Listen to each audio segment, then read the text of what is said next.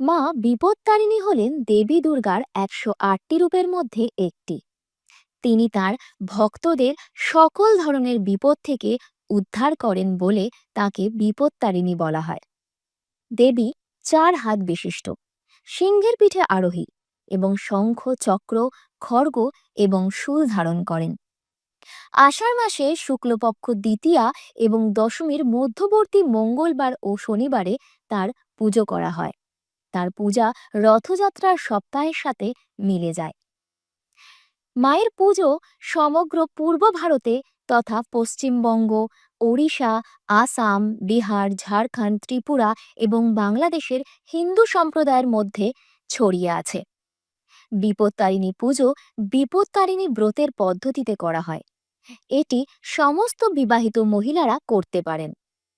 ব্রতে দেবীকে ১৩ ধরনের ফল, ফুল এবং মিষ্টি উৎসর্গ করে পুজো করা হয়। দেবীকে ১৩টি পান, সুপারি এবং ভোগও নিবেদন করা হয়।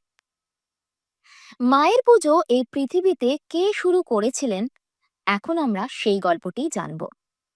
বিষ্ণুপুর তথা বর্তমান পশ্চিমবঙ্গ, যা সপ্তম শতাব্দী থেকে ১৯ শতক পর্যন্ত বাগদি জাতির মানে বর্গক্ষত্রিয় মল্ল রাজাদের আমলে মল্লভূম রাজ্যের কেন্দ্রস্থল ছিল।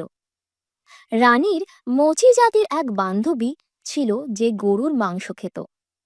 রানী এই কথা শুনে ভীত হয়ে পড়েন। কৌতূহলবশত রানী মাংস দেখতে চান। একদিন রানী তার বান্ধবীকে মাংসটি দেখাতে বলেন। ধর্মপ্রাণ হিন্দু রাজার ক্রোধের ভয়ে মেয়েটি প্রথমে অস্বীকৃতি জানায়, কিন্তু পরে সে রানীর অনুরোধ মেনে নেয়।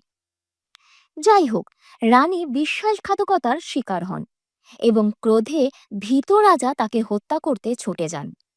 রানী তার পোশাকের মধ্যে মাংস লুকিয়ে রাখেন এবং দেবী বিপত্তারিণীর কাছে সাহায্যের জন্য প্রার্থনা করেন। পরবর্তীকালে রাজা যখন তার পোশাক ছিঁড়ে ফেলেন এবং তার নিচে কি লুকিয়ে আছে তা খুঁজে পান, তখন তিনি কেবল একটি লাল জবা ফুল দেখতে পান। আজও দেবীর পূজা মহিলাদের আচার অনুষ্ঠানের অংশ এবং পারিবারিক সংকটের সময় দেবীর হস্তক্ষেপের জন্য এই পুজোটি করা হয়।